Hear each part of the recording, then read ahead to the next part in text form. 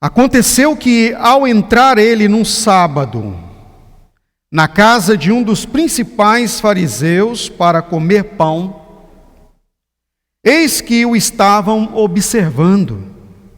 Ora, diante dele se achava um homem hidrópico. Então Jesus, dirigindo-se aos intérpretes da lei e aos fariseus, perguntou-lhes: é ou não é lícito curar no sábado?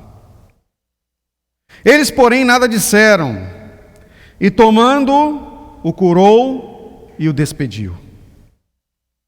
A seguir, lhes perguntou: qual de vocês que, se o filho ou o boi cair num poço, não o tirará logo, mesmo em dia de sábado?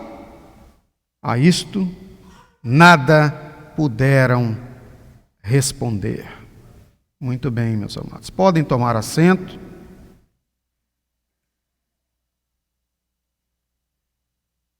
E eu quero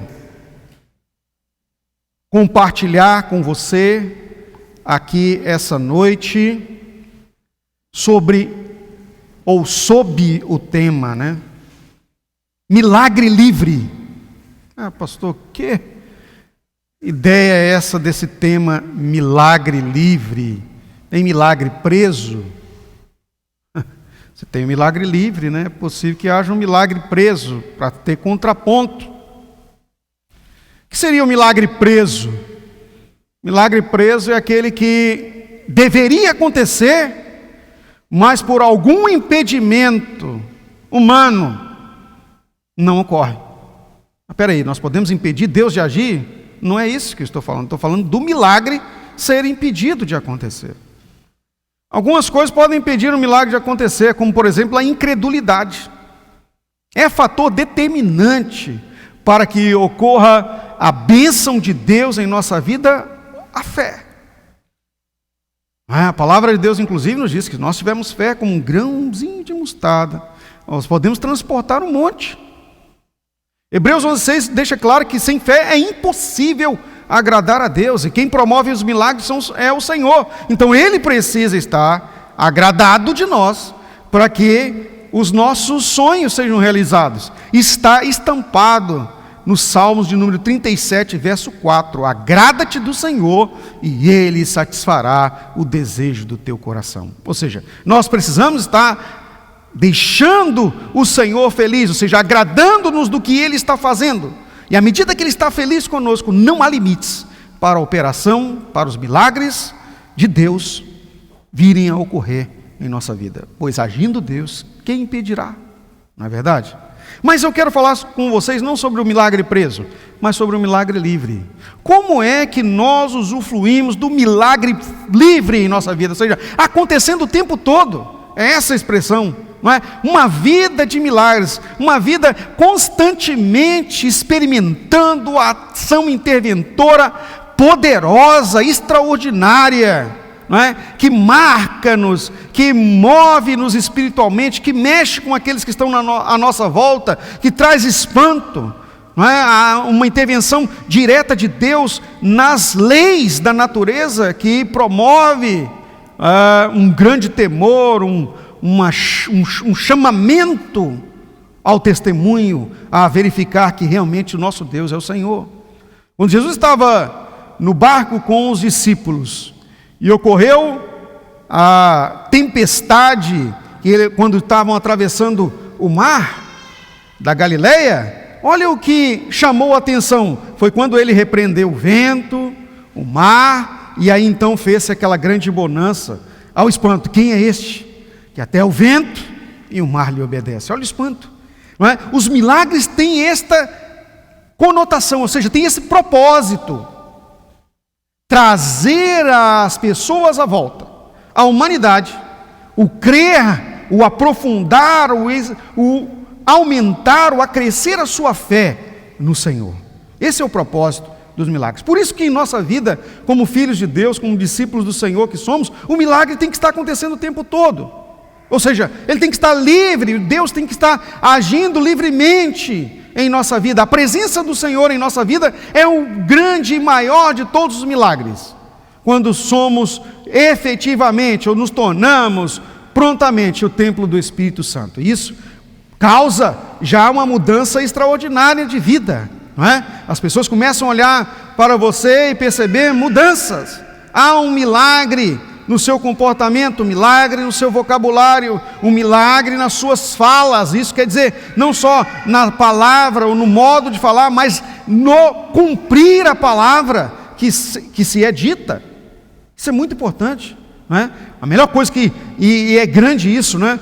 Que acontece na vida de uma pessoa quando se torna filho de Deus, é que aquilo que ele fala, ele cumpre. E a palavra de Deus, não é, nos chama a atenção com relação a isso. O dizer do filho de Deus tem que ser o quê? Sim, sim, não é? Se for não, é não, não é? Agora, qualquer coisa diferente disso, já não vem de Deus, é procedência do diabo, maligna. Não pode estar em nós. Então, se fizermos um compromisso, temos que cumprir. Se dermos uma palavra, temos que cumprir. Se falarmos que vamos fazer, temos que fazer, não é? Lamentavelmente, muitos descredibilizam o reino de Deus por esta ausência deste testemunho transformador de sua palavra, não é? E isso cerceia os milagres. Isso impede a ação de Deus em nós. Então, como filho de Deus, nós precisamos estar livres no que diz respeito à ação de Deus com os milagres. Esta palavra que nós acabamos de ler aqui mostra claramente isso. Jesus chegou num lugar e a primeira coisa que saltou aos olhos dele é que ali havia uma pessoa doente, um homem hidrópico, ou seja, ele tinha problemas graves com relação a inchar o seu corpo, né? Tinha o corpo ia todo inchado, acumulava água. Isso prejudicava muito essa pessoa, e Jesus observou que ali tinha alguém precisando de uma intervenção. Meus irmãos, meus amados, aonde Jesus está, milagres acontecem, amém? E eu quero garantir para você, Ele está presente aqui nessa noite. A palavra de Deus diz que onde tem 2 ou 3 reunidos em nome dEle, Ele está ali no meio. Nós somos muito mais do que 2 ou 3. O Senhor está aqui. Levante sua mão e diga aleluia, glória a Deus. Amém, aleluia. Então, primeira coisa que nós aprendemos nessa palavra é que o Senhor está observando. Tem pessoas para serem alcançadas por um milagre. E como vimos que se tem pessoas para serem alcançadas por milagres, é porque não há limites para os milagres de Deus. Não há limites para os milagres divinos. O Senhor Deus pode curar toda e qualquer enfermidade. Ele pode fazer acontecer toda e qualquer situação ocorrer. Ele pode ser aquele que quebra as regras da natureza ou ultrapassa as regras que nós achamos que conhecemos do mundo físico, pois Ele é o Senhor do mundo físico. Primeiro, Ele pode fazer isso porque Ele é o Criador de todas as coisas. Quem cria sabe a ação originária que foi precisa para que pudesse efetuar aquele acontecimento. E o Senhor Deus criou. Está lá no livro de Gênesis. Passamos, não é? O homem, inclusive, conforme a nossa imagem, nossa semelhança. E Ele só fez o homem, nossa anatomia, não é? Depois de produzir tudo, pelo poder de sua palavra, haja, ou seja, aconteça. E foi acontecendo. Mas a coroa da criação, que é o ser humano, a nossa anatomia, Ele conhece por dentro e por fora. O Senhor Deus pode agir em nós, e quando falamos em milagres, o que mais mexe conosco são os milagres de cura. Algumas coisas impossíveis. Esses dias mesmo estava conversando com uma pessoa que está com problema de câncer, e também descobriu que a sua esposa também está. E eu falei com ele assim: pode acreditar, o nosso Deus já curou tanta coisa, e não seria diferente para curar tanto você quanto a sua companheira, não é? É preciso apenas crermos nos milagres, e nós precisamos agir dessa forma, não é? Buscar o Senhor para os milagres, crendo na atuação dEle. E como não há limites para os milagres, aqui também não puderam limitar a ação de Jesus. Veja você que os religiosos que estavam ali começaram a observar a Jesus para ver se ele ia quebrar a regra da religião. E aí, outro ensino que eu aprendo aqui, irmãos, é que a religiosidade não combina com os milagres. Não tem similaridade com os milagres. Os religiosos impõem regras que Deus não impõe. Para o Senhor, Deus não tem limites, não é? Ele é ilimitado, Ele é infinito. O Senhor Deus não está circunscrito às regras que nós apregoamos. O milagre só vai acontecer se você fizer isso. O milagre só vai acontecer se você for em tal igreja. O milagre só vai acontecer se você receber a oração de tal pessoa. O milagre só vai acontecer se você comprar isso. Só vai acontecer se você ofertar tanto ali. Só vai acontecer se você fizer aquilo outro. Tantas religiões começam a colocar imposições, não é, para ocorrer os milagres. Só vai acontecer um milagre se você for lá na tal esquina, fizer um despacho, colocar isso, colocar aquilo outro, aquilo outro, aquilo outro. Milagres de Deus não têm limitação. Deus não está circunscrito à religiosidade. Ele é Senhor de todas as coisas. Não podemos cair neste engodo maligno. Mas Satanás é que impõe limites. O império das trevas é que é limitado. O nosso Senhor é infinito. É um dos atributos pessoais dele. Só Ele é infinito. Então, nós temos que entender que a ação de Deus, portanto, é livre, é ilimitada. E nós temos toda a condição de exercitar a nossa fé e crer na ação de Deus com relação aos milagres. Os religiosos estavam dizendo, vamos ver se ele vai curar no sábado. Ou seja, havia ali para os judeus uma limitação quanto a executar trabalhos no sábado. Para eles o trabalho de curar era limitado à religião. Mas Jesus não exercia um trabalho. Jesus exercia a sua função de Deus. Deus não está circunscrito às diretrizes ou às limitações que os humanos impõem. Meus amados, não é a igreja, não é a instituição, não é o pastor, não é o ministério que faz, é o Senhor nosso Deus, Jesus Cristo, que é o Senhor dos milagres, aleluia. Então não é placa de igreja, não é autoridade pastoral, não é autoridade de nenhuma sorte que vai executar o milagre, porque não está circunscrito a esse tipo de situação. Nós estamos na palavra, e a palavra de Deus fala que uma vez que nós estamos debaixo da autoridade divina, aquele que crê vai acontecer. Está em Marcos capítulo 16, verso 17. Esses sinais seguirão aos que creem. E uma das ações, por exemplo, com relação à cura é: imporão as mãos sobre os enfermos e estes ficarão curados. Então nós temos que fazer executar a forma que o Senhor Deus nos comanda, não é? E aí então o milagre vai acontecer. E nós podemos crer, essa noite Deus pode atuar em milagres grandiosos na sua vida.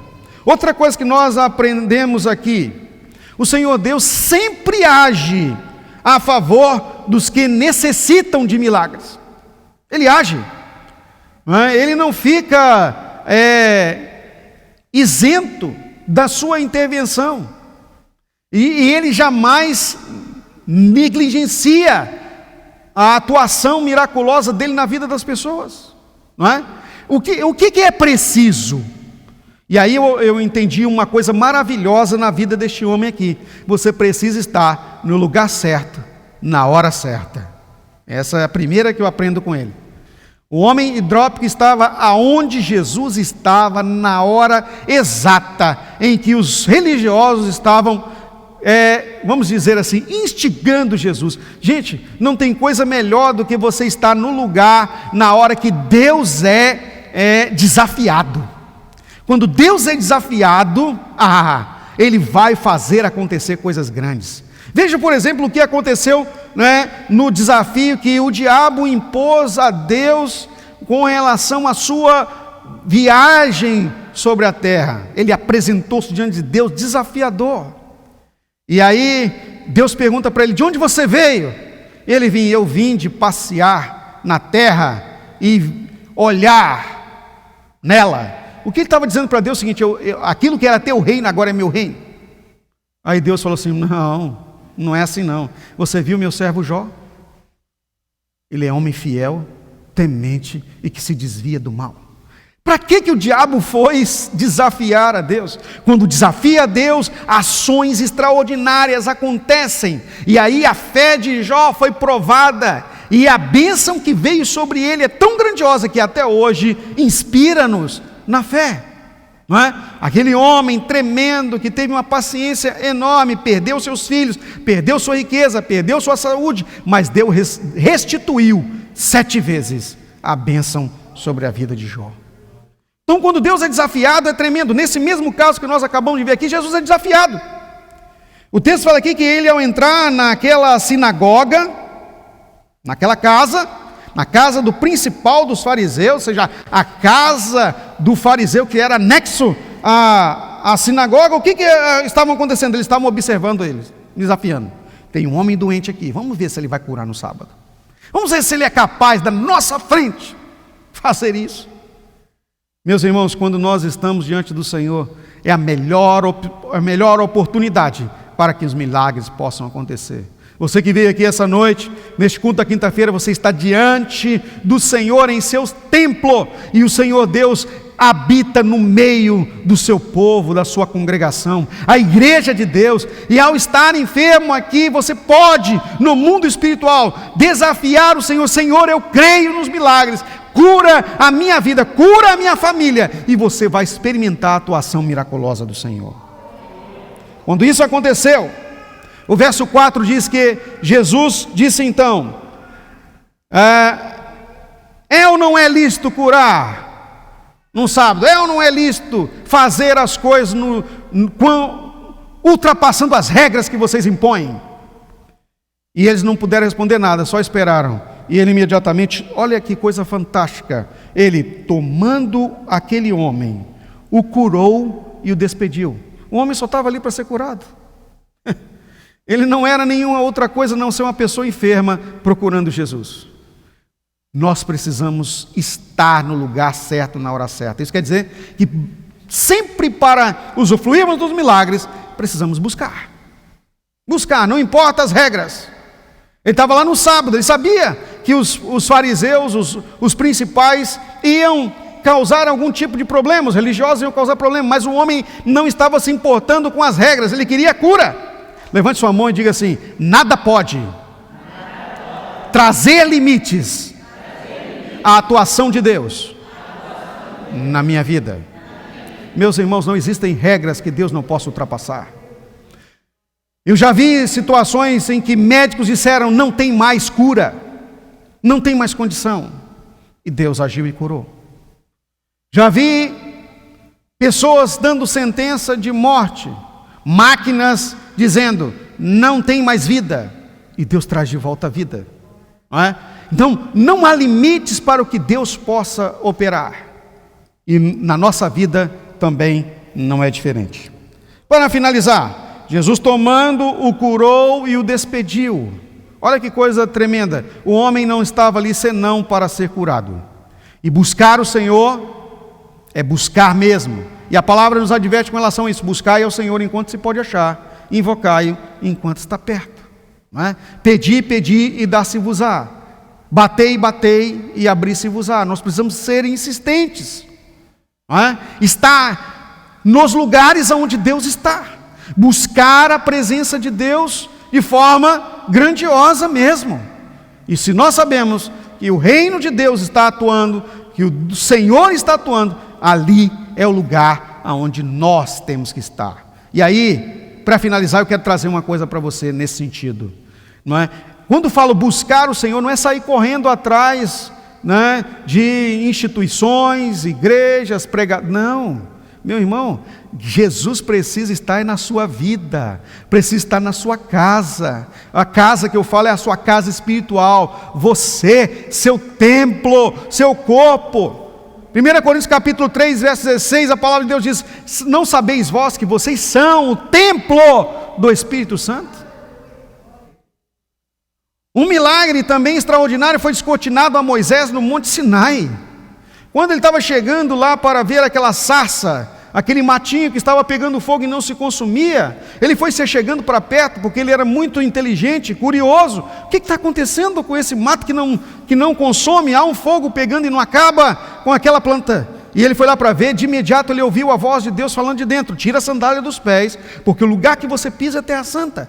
Isso traz uma ideia muito poderosa para nós, meus amados. Onde nós estamos é templo, onde estamos é terra santa. Nós somos a terra santa, nós somos pó que vamos voltar à terra, mas somos a terra onde Deus habita, é templo do Espírito Santo. Não é? Então, quando estamos reunidos, Cristo conosco, nós com os nossos irmãos, como diz a palavra no Salmo 133, na comunhão é saudável, não é? Ó, quão bom e quão suave é que vivam unidos, irmãos. A saúde nessa comunhão, a cura, os milagres se manifestam. O milagre é livre na comunhão da igreja de Cristo, não importa a placa. Então hoje o milagre está livre aqui em nosso meio.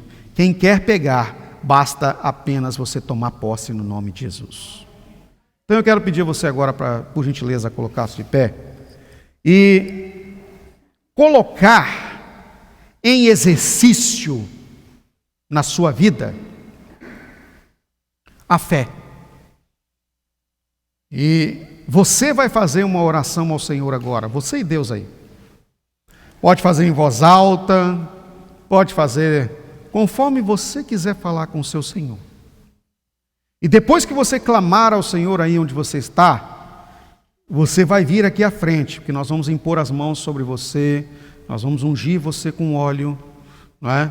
E durante este momento da unção de Deus sobre a sua vida, será completada a obra. Pois a palavra de Deus fala que a oração da fé curará o enfermo. E até se houver cometido pecados, serão perdoados. E a palavra também nos dá autoridade como liderança, para que, como líderes da igreja, usemos a unção com óleo. A unção representa a presença do Espírito Santo em nós. E aí o milagre se materializará em sua vida. Faça a oração agora. À medida que você terminar a sua oração, pode vir aqui à frente. Nós vamos estar ouvindo o ministério de louvor, adorando ao Senhor com louvor, enquanto você vem à frente no nome de Jesus.